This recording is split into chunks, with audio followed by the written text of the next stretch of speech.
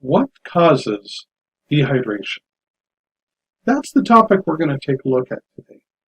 And in the process of taking a look at that, we're going to bring in two professional representations of individuals. My wife, Irene Severson, is a licensed massage therapist, and she's going to be talking from the aspect of massage and how that affects.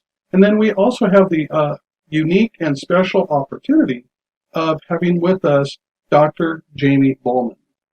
Thank you for being with us, Dr. Jamie Bowman. Thank you. Awesome.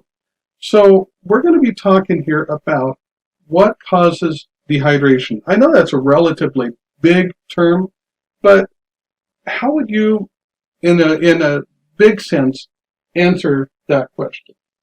Well, dehydration is basically where you don't take enough fluids in to compensate for the fluids that naturally come out. Fair enough. Fair enough. Now, when we're talking about fluids, you mean as long as I'm getting that 6-pack of Coke down every day, I'm doing good, right? Well, there are some fluids that are better than others. And so if you think about it, the easiest thing that we can all relate to is like a car. So you don't want to put like soda into a car because cars don't run on soda. And our bodies are naturally made mostly of water. And so the best liquid is actually to put water in to combat dehydration. Thank you for that. Now, Irene, have you, in your experience, seen people that have dealt with dehydration issues come in to your practice? Absolutely. And it really changes the texture of the skin and the body and the muscles and how it functions. And it actually makes it harder for the muscles to release because they're so dried up they can't function, and it makes it sore.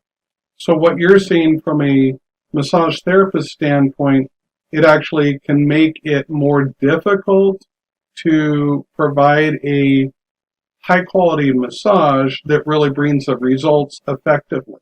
Yes, definitely. And it will reduce a person's pain just by hydrating. So if we come back over to the doctor side of the coin,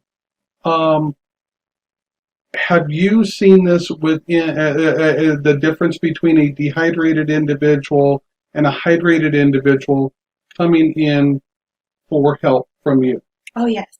Yes. I mean, just like, Miss Irene said, it increases your pain. So if you have a lot of pain, just drinking some water will decrease that headaches. Oftentimes you'll see when you're dehydrated.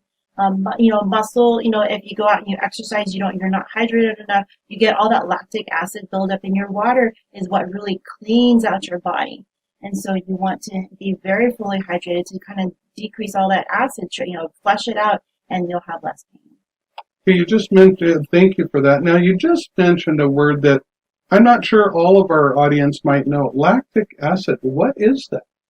So lactic acid is the acid that the body just kind of produces as it's working. So when you're exercising, you're using up oxygen, you're building up carbon dioxide. When that gets into your body, then it produces a lactic acid. That's the byproduct of how your body tries to get rid of that extra waste that comes out in lactic acid, and then your body flushes it out with the water.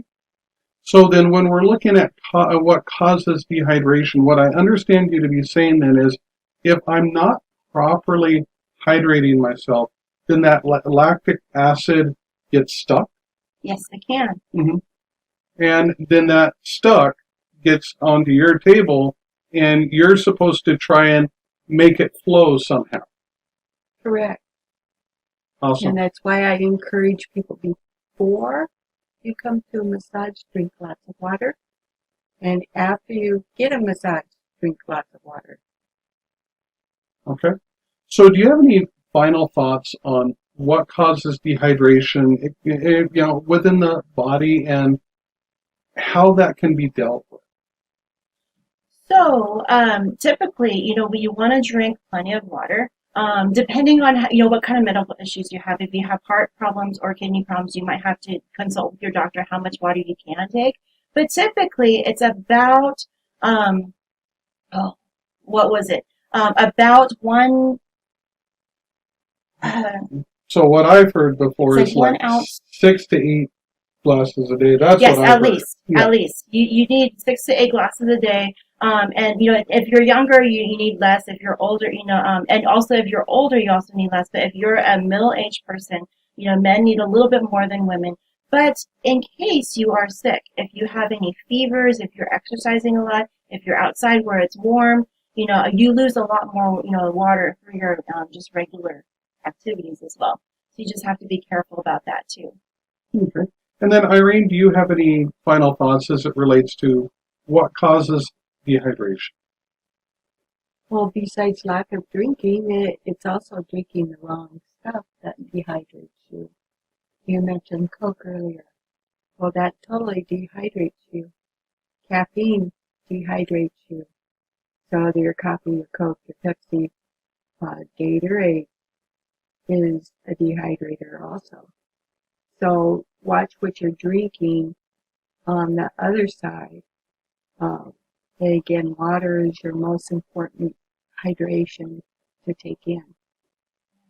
And as you mentioned, sometimes it might be kind of counterintuitive. It's like, well, I'm taking in fluids. Why am I getting dehydrated? Well, that's because, like I said before, the definition of dehydration is when you can't take enough in to counteract what you put out. And some of these fluids actually make us put out more liquids out of our body. So then that actually is a net balance of a negative number, which causes dehydration.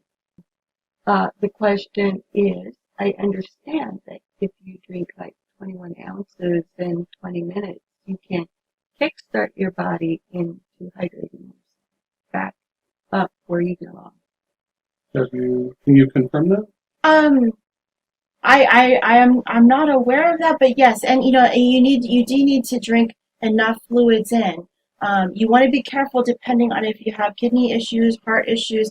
Sometimes the rates that you put it in, might cause a little bit overwhelm. So you might want to try to balance it out through the day. But as long as you drink enough water during the day. So my takeaway from that statement there is on what causes dehydration is, as if I'm dealing with dehydration, it doesn't mean it's the end of the road, but there are ways to get my body hydrated and get my body on the right path. Would you both agree with that? Okay. And one of the best ways, you mentioned it earlier, I do want to reemphasize, is to consult with your doctor. Rather than necessarily just moving forward on your own because you know how to do it and you've done it many times before. Making sure you've got somebody that is in your court, shall we say, that is there to walk with you through whatever the situation, including those things that come to the topic of what causes dehydration, is a good idea. Okay. Any final thoughts from either side? All right. Well, that's the end on what causes dehydration. We're going to do several more videos like this, and we look forward to seeing you in the next one.